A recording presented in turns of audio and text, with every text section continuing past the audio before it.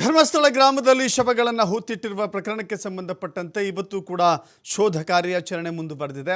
7ನೇ ಪಾಯಿಂಟ್ನಲ್ಲಿ ಎಸ್ಐಟಿ ಅಧಿಕಾರಿಗಳು ಶೋಧ ಕಾರ್ಯವನ್ನು ಮಾಡ್ತಾ ಇದ್ದಾರೆ. 7ನೇ ಪಾಯಿಂಟ್ನಲ್ಲಿ ಕಳೆಬರಗಳು ಪತ್ತೆಯಾಗುತ್ತಾ? ನಿನ್ನೆ 6ನೇ ಪಾಯಿಂಟ್ನಲ್ಲಿ ಕಳೆಬರಗಳು ಪತ್ತೆಯಾದ ನಂತರದಲ್ಲಿ ಇಡೀ ಪ್ರಕರಣಕ್ಕೆ ಸಿಕ್ಕಂಥ ವೇಗ ಮತ್ತು ತಿರುವಿದೆಯಲ್ಲ, ಇದು ಗಮನ ಸೆಳೆದಂಥ ಸುದ್ದಿಯಾಗಿತ್ತು. ಇಡೀ ದೇಶ ಗಮನ ಸೆಳೆದಂಥ ಸುದ್ದಿ. ಈಗ ಕಳೆದ 1 ಗಂಟೆಯಿಂದ 7ನೇ ಪಾಯಿಂಟ್ನಲ್ಲಿದ್ದಾರೆ. ಧರ್ಮಸ್ಥಳ ಗ್ರಾಮದಲ್ಲಿ 100 ಶವ ಹೂತಿರುವಂಥ ಪ್ರಕರಣಕ್ಕೆ ಸಂಬಂಧಪಟ್ಟಂತೆ 7ನೇ ಪಾಯಿಂಟ್ನಲ್ಲಿ ಶೋಧ ಕಾರ್ಯಾಚರಣೆ ಮುಂದುವರಿತಾ ಇದೆ. 7ರಲ್ಲಿ ಕೂಡ 3 ಅಡಿವರೆಗೆ ಕಾರ್ಮಿಕರು ತೋಡಿದ್ದಾರೆ. 3 ಅಡಿಯವರೆಗೆ ಅಗಿದ್ರೂ ಕೂಡ ಕಳೆಬರಗಳು ಪತ್ತೆಯಾಗಿಲ್ಲ. ಪಾಯಿಂಟ್ 7ರಲ್ಲಿ 6 ಅಡಿವರೆಗೂ ಕೂಡ ಅಗೆಯಲು ನಿರ್ಧಾರ ಮಾಡಿದ್ದಾರೆ. ಕಳೆಬರ ಸಿಗದ ಹಿನ್ನೆಲೆ ಹಿಟಾಚಿ ಮೂಲಕ ಶೋಧವನ್ನು ಮಾಡಲಿಕ್ಕೆ ಮುಂದಾಗ್ತಾ ಇದ್ದಾರೆ. ಪಾಯಿಂಟ್ 7ರಲ್ಲಿ ಸದ್ಯ ಹಿಟಾಚಿ ಬಳಸಲಾಗ್ತಾ ಇದೆ. ಮೊದಲು ತೀರ್ಮಾನ ಮಾಡಿದ್ರು 3 ಅಡಿಯವರೆಗೂ ಕೂಡ ಕಾರ್ಮಿಕರು ಅದನ್ನು ಅಗಿತಾರೆ. ಕಾರ್ಮಿಕರು ಅಗಿದ ನಂತರದಲ್ಲಿ ಯಾವುದೇ ಕಳೆಬರಹ ಅಥವಾ ಯಾವುದೇ ರೀತಿಯ ಮೂಳೆಗಳು ಪತ್ತೆಯಾಗಿಲ್ಲ ಅಂತ ಹೇಳಿದ್ರೆ ಆ ಸಂದರ್ಭದಲ್ಲಿ ಹಿಟಾಚಿಯನ್ನು ಬಳಸಿ ಅಗೆಯುವಂಥ ಕಾರ್ಯಾಚರಣೆಯನ್ನು ಮುಂದುವರಿಸಬೇಕು ಅಂತ ಹೇಳಿ SIT ಅಧಿಕಾರಿಗಳು ನಿರ್ಧಾರ ಮಾಡಿದರು. ಅದರಂತೆ ಇದೀಗ 3 ಅಡಿಯವರೆಗೂ ಕಾರ್ಮಿಕರು ಅಗೆದಿದ್ದಾರೆ. ಇನ್ನುಳಿದಂತೆ ಹಿಟಾಚಿಯಿಂದ ಕಾರ್ಯಾಚರಣೆಯನ್ನು ಮಾಡಲಾಗುತ್ತೆ. ಸೊ ಹೀಗಾಗಿ 7ರಲ್ಲಿ ಏನು ಸಿಗುತ್ತೆ, ಏನು ಸಿಗಲ್ಲ, ಈ 7ರಲ್ಲಿ ಸಿಗುವಂಥ ಅಂಶಗಳ ಕಡೆ ಗಮನ ಇದೆ. ಇಡೀ ಗಮನ ಈಗ ಧರ್ಮಸ್ಥಳದ 7ನೇ ಪಾಯಿಂಟ್ ಹತ್ರ ನೋಡ್ತಾ ಇದ್ದೀರಿ. ಅಲ್ಲಿ ಸಾರ್ವಜನಿಕರಿಗೆ ನಿರ್ಬಂಧವನ್ನು ಹೇರಲಾಗಿದೆ. ನೇತ್ರಾವತಿಯ ನದಿ ದಂಡೆ ಮೇಲಿರುವಂಥ 7ನೇ ಪಾಯಿಂಟ್ ಇದು. ಸ್ನಾನಘಟ್ಟಕ್ಕೆ ಎಂಟ್ರಿ ಆಗುವ ಪ್ರದೇಶದಿಂದ ಹಿಡಿದು ಕೊನೆಯವರೆಗೂ ಕೂಡ ಸಾರ್ವಜನಿಕರು ಎಂಟ್ರಿ ಆಗದಂತೆ ಪೊಲೀಸರನ್ನು ನಿಯೋಜನೆ ಮಾಡಲಾಗಿದೆ. ಹಸಿರು ಹೊದಿಕೆಯನ್ನು ಕಟ್ಟುವ ಮೂಲಕ ಇಡೀ ಕಾರ್ಯಾಚರಣೆಯನ್ನು ಆ ಗೌಪ್ಯತೆಯನ್ನು ಕಾಪಾಡುವ ನಿಟ್ಟಿನಲ್ಲಿ ಹಸಿರು ಹೊದಿಕೆಯನ್ನು ಕಟ್ಟಲಾಗಿದೆ.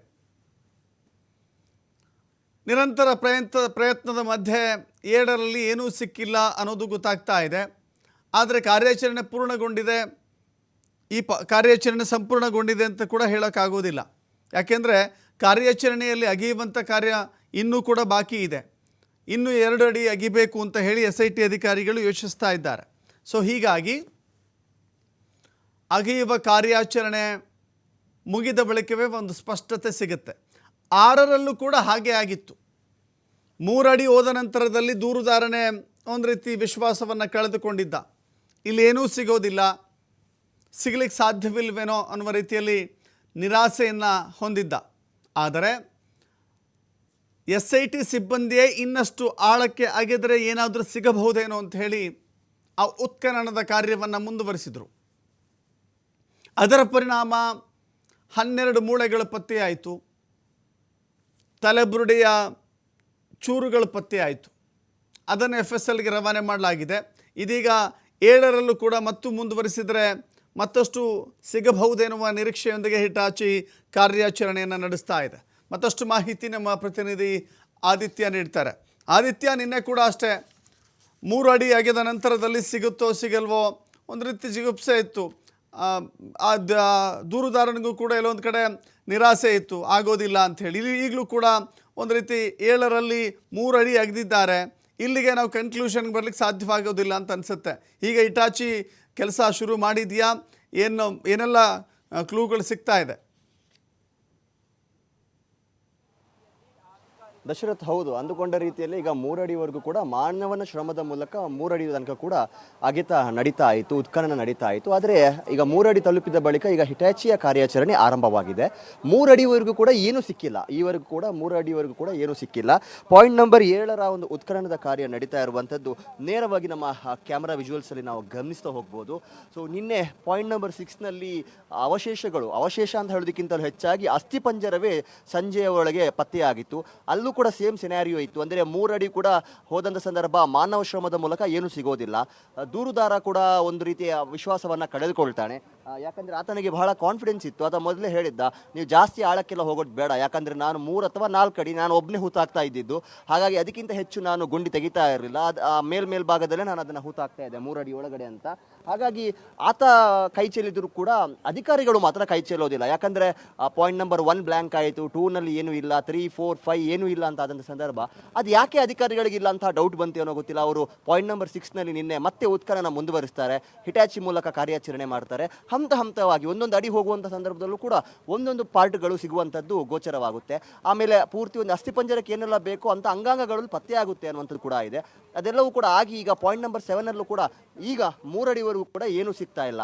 ಸೊ ಹಾಗಂತ ಅಧಿಕಾರಿಗಳು ಕೂಡ ಇಲ್ಲಿ ಕೈ ಸೇರಿಲ್ಲ. ಈ ಬಾರಿ ಅನಾಮಿಕನಿಗೂ ಕೂಡ ಒಂದು ರೀತಿ ವಿಶ್ವಾಸ ಇದೆ. ಹಾಗಾಗಿ ಹಿಟಾಚಿ ಮೂಲಕ ಈಗ ಕಾರ್ಯಾಚರಣೆ ಮುಂದುವರಿತಾ ಇರುವಂಥದ್ದು. ಕಾರ್ಯಾಚರಣೆ ಆರಂಭವಾಗಿ ಸರಿಸುಮಾರು 1.5 ಗಂಟೆಗಳ ಕಾಲವೇ ಕಳೆದಿರುವಂಥದ್ದು. ಈವರೆಗೂ ಏನು ಒಂದು ಪಾಸಿಟಿವ್ ಡೆವಲಪ್ಮೆಂಟ್ ಅನ್ನುವಂಥದ್ದು ಇಲ್ಲ. ಹಾಗಾಗಿ ಹಿಟಾಚಿ ಕಾರ್ಯಾಚರಣೆ ಆರಂಭವಾಗಿರುವಂಥ ಕಾರಣದಿಂದಾಗಿ ಈಗ ಒಂದು ಎಕ್ಸ್ಟ್ರಾ 1 ರಿಂದ 2 ಅಡಿವರೆಗೂ ಅವರು ತಲುಪಿರುವಂಥ ಸಾಧ್ಯತೆ ಇದೆ. ಹಾಗಾಗಿ ಬಹಳ ಒಂದು ನಿರೀಕ್ಷೆಗಳು ಇದೆ. ಇವತ್ತಾದರೂ ಈ ಪಾಯಿಂಟ್ನಲ್ಲಿ ಏನಾದರೂ ಸಿಗುತ್ತಾ ಅನ್ನುವಂಥ ರೀತಿಯಲ್ಲಿ, ಯಾಕಂದರೆ ಅದು ಬದಿ ಒಂದೇ ಲೈನ್ನಲ್ಲೂ ಕೂಡ ಇರುವಂಥದ್ದು. ಆ ಪ್ಯಾಟರ್ನನ್ನು ನಾವು ಗಮನಿಸಿಕೊಂಡು ಬರುವಂಥ ಸಂದರ್ಭದಲ್ಲಿ ಒಂದೇ ಲೈನಲ್ಲಿ ಅದಿದೆ. ಹಾಗಾಗಿ ಇಲ್ಲೂ ಏನಾದರೂ ಸಿಗುತ್ತಾ ಅನ್ನುವಂಥ ನಿರೀಕ್ಷೆ ಇದೆ. ಯಾಕಂದರೆ ನಿನ್ನೆ ಆರೋಪ ಏನು ದೂರುದಾರ ಇದ್ದಾನೆ, ಒಂದು ರೀತಿ ರಿಲೀಫ್ ಮೋಡ್ ಅಂತ ಹೇಳ್ಬೋದು. ಇನ್ನು ಮುಂದಕ್ಕೆ ಈ ರೀತಿ ಸಮಾಧಿಗಳು ಸಿಗದೆ ಹೋದರೂ ಕೂಡ, ಸಮಾಧಿಯಲ್ಲಿ ಏನೂ ಸಿಗದೆ ಹೋದರೂ ಕೂಡ ನಿನ್ನೆ ಸಿಕ್ಕಂಥ ಒಂದು ಬಲವಾದ ಸಾಕ್ಷ್ಯದಿಂದ ಒಂದು ಆತನಿಗೆ ಮುಂದಕ್ಕೆ ಒಂಥರ ಏನು ಒಂದು ಪ್ಲಸ್ ಅಂತ ಹೇಳ್ಬೋದು. ಏನು ಸಿಗದೇ ಇದ್ರೂ ಕೂಡ ಮುಂದೆ ಯಾವುದಾದ್ರೂ ಸಮಾಧಿಯಲ್ಲಿ ಏನಾದರೂ ಸಿಗ್ಬೋದು ಅನ್ನುವಂಥ ರೀತಿಯ ಒಂದು ಬೆನಿಫಿಟ್ ಆತನಿಗೆ ಇರುವಂಥದ್ದು. ಈಗ ಒಂದು ಕಡೆಯಿಂದ ಹಿಟಾಚಿ ಕಾರ್ಯಾಚರಣೆ ಆಗ್ತಾರೆ, ಇನ್ನೊಂದು ಕಡೆಯಿಂದ ಮಾನವ ಶ್ರಮದ ಮೂಲಕವೂ ಕೂಡ ಅಲ್ಲಿ ಕಾರ್ಯಾಚರಣೆ ಆಗ್ತಾ ಇರುವಂಥದ್ದನ್ನು ಗಮನಿಸ್ಬೋದು. ಹಾರೆ ಪಿಕ್ಕಾಸಿ ಮೂಲಕ ಕೂಡ ಅಗಿತಾ ಇದ್ದಾರೆ. ಏನಾದರೂ ಮಹತ್ವದ ಸುಳಿವು ಸಿಗ್ತಾ ಇಲ್ವಾ ಗೊತ್ತಿಲ್ಲ. ಬಟ್ ಅಲ್ಲಿ ಈಗ ಹಿಟಾಚಿ ಕಾರ್ಯಾಚರಣೆಯನ್ನು ನಿಲ್ಲಿಸಿ ಹಾರೆ ಪಿಕ್ಕಾಸಿಯ ಮೂಲಕವೂ ಕೂಡ ಕಾರ್ಯಾಚರಣೆ ನಡೀತಾ ಇದೆ. ಮತ್ತು ಇವತ್ತಿನ ಒಂದು ಕಾರ್ಯಾಚರಣೆ ಏನು ಪ್ರೋಟೋಕಾಲ್ ಪ್ರಕಾರ ನಡಿಬೇಕಾಗಿತ್ತು, 1, 2, 3, 4ರಲ್ಲಿ ಇರುವಂತಹ ಒಂದು ನಿರ್ಧಾರವನ್ನು ಇಲ್ಲಿ ತೆಗೆದುಕೊಂಡಿದ್ದಾರೆ. ಅಂದರೆ ಉತ್ಖನನದ ಸಂದರ್ಭದಲ್ಲೇ ಒಂದು ಪರದೆಯನ್ನು ಹಾಕಿರುವಂಥದ್ದನ್ನು ಕೂಡ ಗಮನಿಸಬಹುದು. ಒಂದು ಕಡೆಯಿಂದ ಮಾನವನ ಶ್ರಮ, ಒಂದು ಕಡೆಯಿಂದ ಈಗ ಮತ್ತೆ ನಮಗೆ ಕಾಣಿಸ್ತಾ ಇದೆ. ಇದರೊಂದಿಗೆ ಅಧಿಕಾರಿಗಳು ಕೂಡ ಕೂಲಂಕುಷವಾಗಿ ಕೆಲವೊಂದಿಷ್ಟು ದಾಖಲೆಗಳನ್ನು ಕಲೆ ಹಾಕ್ತಾ ಇದ್ದಾರೆ. ಆ ರೈಟಿಂಗಲ್ಲಿ ಏನೋ ಬರೆದುಕೊಳ್ತಾ ಇರುವಂಥದ್ದನ್ನು ಕೂಡ ಗಮನಿಸಬಹುದು. ಪಾಸಿಟಿವ್ ಆಗಿ ಏನಾದರೂ ಡೆವಲಪ್ಮೆಂಟ್ ಆಗಿದೆಯಾ ಅನ್ನುವಂಥದ್ದು ಸ್ಪಷ್ಟವಾಗಿ ಗೊತ್ತಾಗ್ತಾ ಇಲ್ಲ. ಯಾಕಂದರೆ